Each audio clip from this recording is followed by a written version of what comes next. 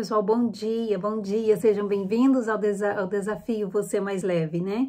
E estamos quase no final, né, gente? Hoje é o penúltimo dia desse desafio Você Mais Leve. Lógico, vai se estender até o Natal e vamos estar aqui. Eu vou estar postando algo todos os dias, mas não vai ser com a mesma frequência que temos essa, né, uma estrutura certinha.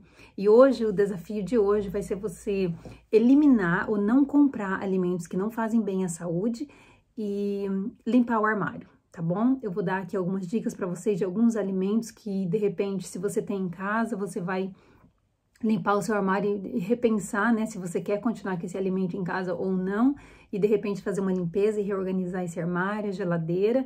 E quando você comprar, for as suas compras, você então de repente repensar 2 vezes, né? Se você realmente quer comprar esse alimento. Também vou dar dicas de alguns alimentos mais saudáveis que você possa ter em casa. O nosso primeiro alimento, tá? Pra gente descartar ou pra gente eliminar das nossas compras e não ter em casa seria a margarina. Tá? Eu sei que muitas pessoas acreditam que a margarina possa ser uma opção mais leve da manteiga. Porém, gente, a manteiga é uma gordura saturada que também, né, com uma quantidade muito alta, claro, vai ter algumas adversidades negativas no nosso organismo. Porém, a manteiga, ela é natural, tá? É um processo que ela vem do leite, ela passou por algum processo, mas continua tendo uma base natural. E a manteiga, por vir do leite, você vai encontrar algum tipo de mineral e vitaminas na manteiga. A margarina, gente, é uma gordura que foi completamente manipulada quimicamente. Então, é algo que o nosso corpo não sabe lidar, porque não é da natureza. Ela foi completamente manipulada e ela é feita, então, através de óleos vegetais hidrogenados. Então, esses óleos, quando eles se tornam hidrogenados, eles se transformam em gordura trans. Já não é nem uma gordura saturada, é uma gordura trans, que ela não se elimina com facilidade, o corpo não consegue metabolizar ela com facilidade, então a margarina, ela acaba então, bloqueando as veias, né, as artérias, e é um grande contribuidor de colesterol, tá bom? Então, né, vamos repensar na margarina, de repente, e começar a usar a manteiga ou usar outros alimentos mais leves, né? Nós temos aí vários outros alimentos que você pode usar no pão ao invés da manteiga. O nosso segundo alimento seria carnes processadas, que seria o quê? As linguiças, hambúrguer, salame, bacon, todo tipo de carne processada, tá, gente? Elas são altíssimas em sódio e também tem uma quantidade alta de gordura saturada. E tem um ácido químico que é colocado na carne para preservar, principalmente se a carne ela tá muito vermelhinha, ela tem muita nitrato e nitreito. Então, são 2 substâncias químicas, sabe, que ingerindo em grande quantidades frequentemente, ela pode até gerar algumas células cancerígenas. Então, eu não tô dizendo para não comer carne processada, mas para eliminar, de repente, diminuir a quantidade, tá? Então, é algo que você, de repente, começa a se pensar. Então, né, se você vai comprar carne, compre carne fresca, mesmo que ela esteja congelada, mas a carne fresca que não foi passada por processo nenhum para evitar a quantidade de sódio, né, que a gente sabe que vai afetar a pressão, né, e a gordura saturada que vai,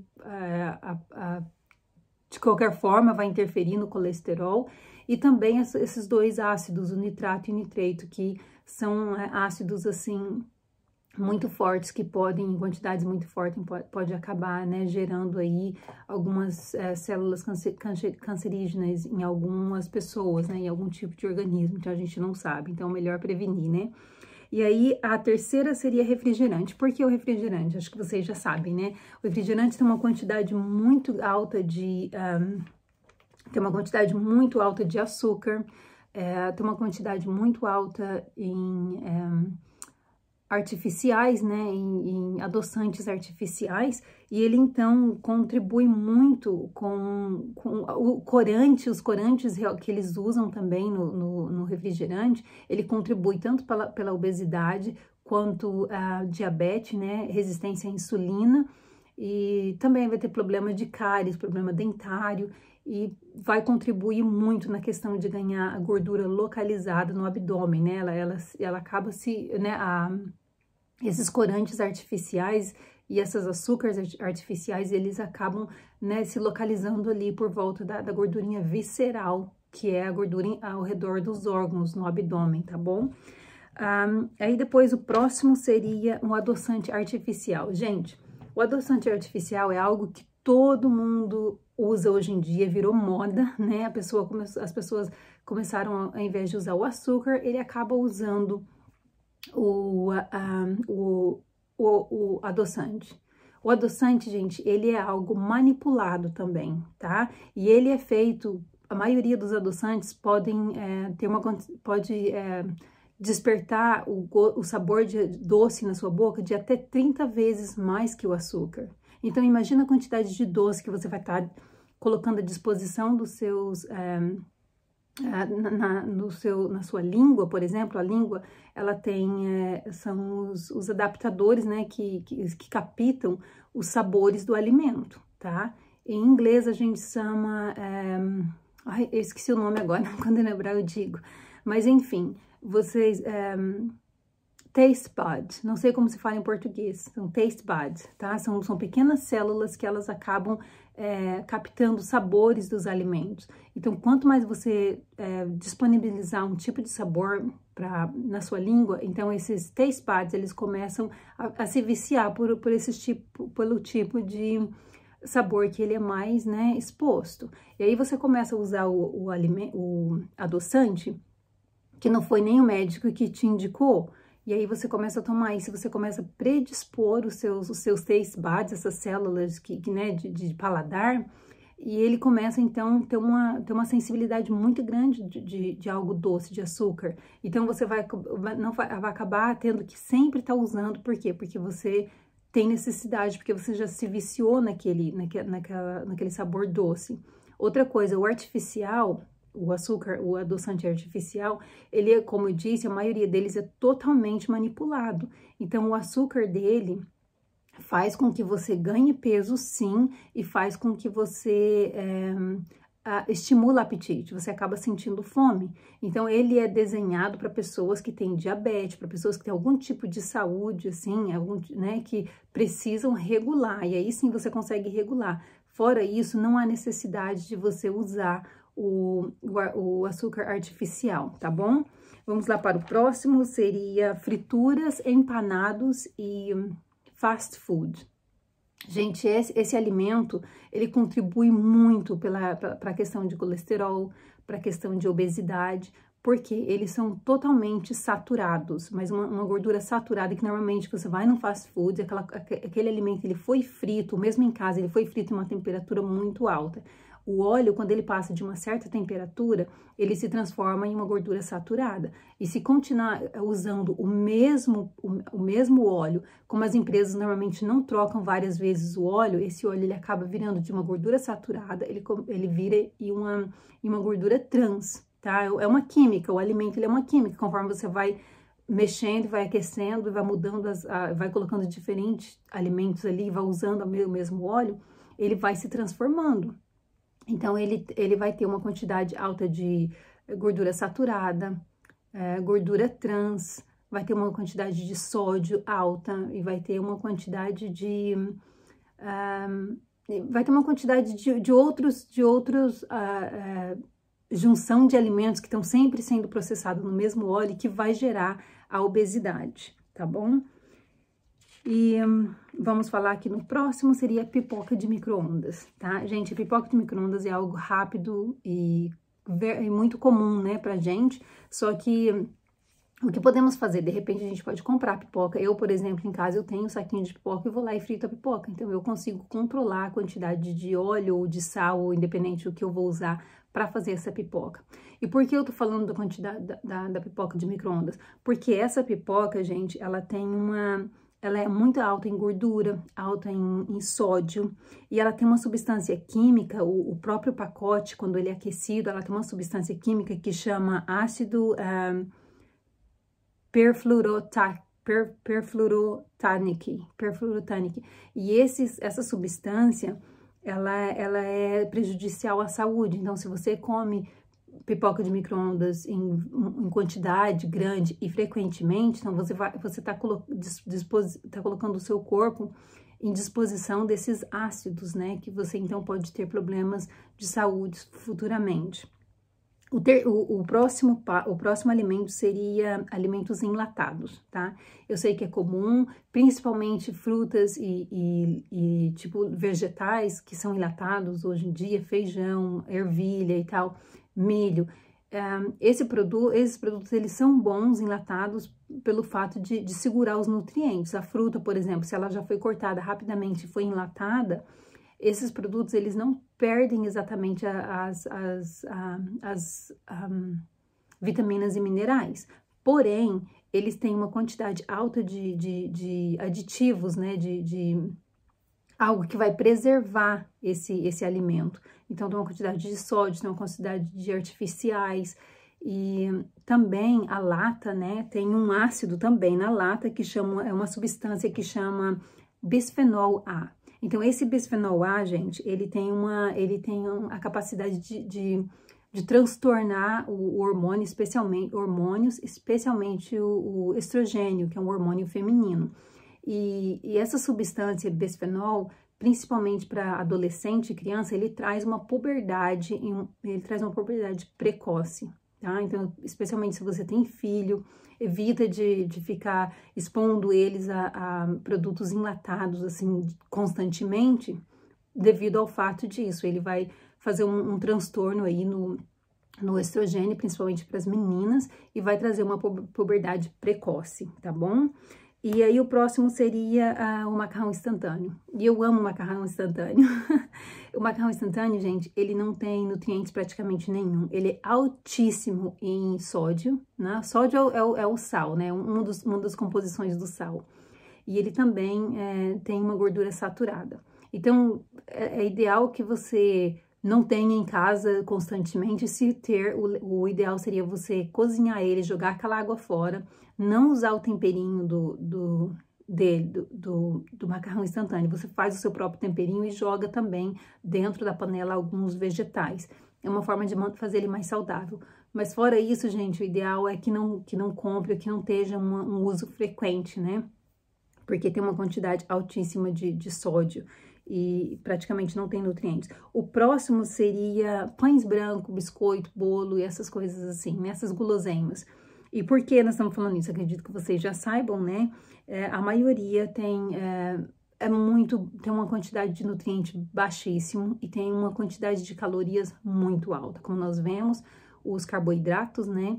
Eles servem, na maioria das vezes, apenas para gerar energia pra gente. Energia são as calorias, né? Então, durante o dia, se você é uma pessoa que faz muito exercício, que fisicamente tá trabalhando o tempo todo e se mexendo, tudo bem, aí você vai gastar essas energias.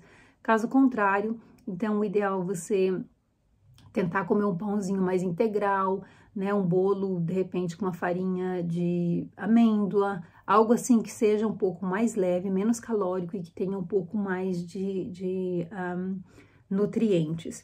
Aí, o próximo seria